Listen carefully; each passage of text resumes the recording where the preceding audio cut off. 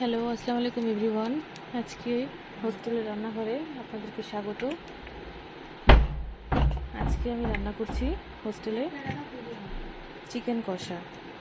যেহেতু আজ স্যাটারডে, তাই ভাবলাম একটু চিকেন নিয়ে আসি, চিকেন কষা করব।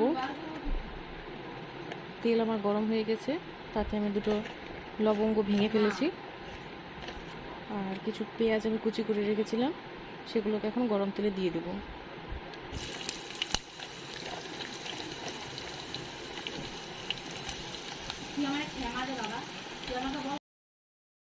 দেখতে পাচ্ছেন পেঁয়াজগুলো ভাজা হয়ে হয়ে ব্রাউন কালার হয়ে গেছে। এই সময় দিয়ে দেবো আমি ধুয়ে রাখা চিকেনটা। ভালো করে জলটা ছাড়িয়ে নিয়ে তারপরে দিতে হবে।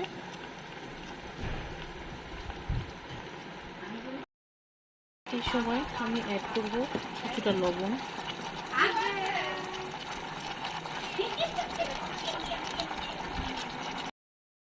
এই সময় আমি অ্যাড করে দেবো কেটে ধুয়ে রাখা আলু,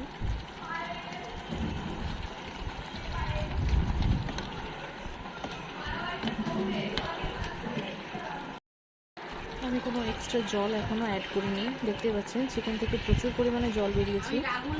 এটা দিয়ে আগে কিছুক্ষণ সেদ্ধ হতে দেবো, পরে প্রয়োজন হলে তখন আবার অ্যাড করব। এখন আমি অ্যাড করব লঙ্কার গুঁড়ো, অ্যাড করব কিছুটা হলুদ, আর অ্যাড করব 1 চামচ পরিমাণে কাঁচা জিরের গুঁড়ো। এটা বাড়ি থেকে নিয়ে এসেছিলাম, আমি মা বানিয়ে দিয়েছিল। এখন আমি অ্যাড করব, আমি বেটে রেখেছিলাম গ্লাস দিয়ে আদা আর রসুনের পেস্ট।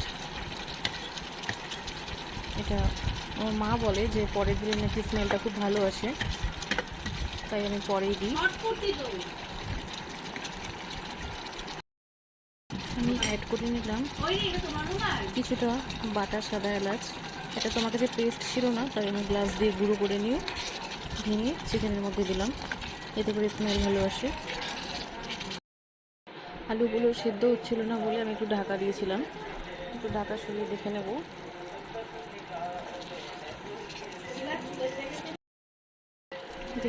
আলুটা সেদ্ধ হয়েছে কিনা। হ্যাঁ, আলু সেদ্ধ হয়ে গেছে। এখন আমি অ্যাড করব সানরাইজের শাহি গরম মশলাটা,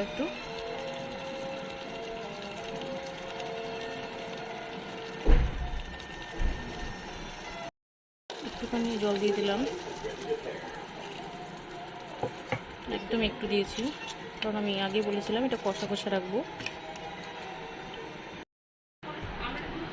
মাংসটা কষা কষা অলমোস্ট হয়ে গেছিলো, কিন্তু আমি ভুল করে লবণ এক্সট্রা দিয়ে দেওয়াতে লবণ অনেক বেশি হয়ে গেছে, তাই আমাকে একটু এক্সট্রা জল অ্যাড করতে হবে এখানে। তাছাড়া আমি ব্যালেন্স নিতে পারতাম না। জল আমি অ্যাড করে দিলাম, কিছুক্ষণ ফুটতে দেবো জলটাকে, তাহলেই মাংসটা একদম রেডি খাওয়ার জন্য। তো ব্যাস, এখানে আমার রান্না একদম কমপ্লিট। এবারে খাওয়ার পালা। ভালো থাকবেন, বাই বাই।